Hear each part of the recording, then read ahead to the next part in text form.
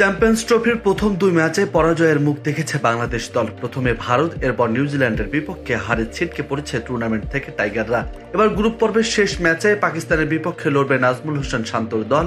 আর এই ম্যাচেও টাইগার একাদশে আসতে পারে একটি পরিবর্তন।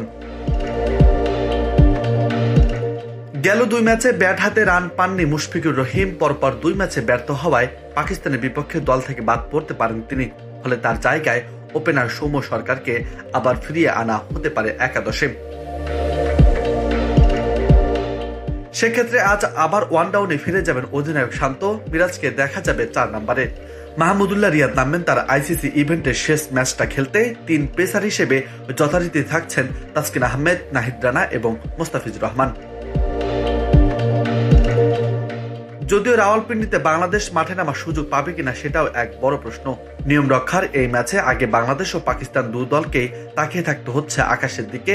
বেশ কিছুদিন ধরে রাওয়ালপিন্ডিতে ব্যাপক আকারে বৃষ্টিপাত চলছে। আজও বৃষ্টিপাতের সম্ভাবনা দেখানো হয়েছে। আসলে শেষ ম্যাচে তাই বাংলাদেশকে মাঠে দেখা যাবে কিনা সেটাও বড় প্রশ্ন।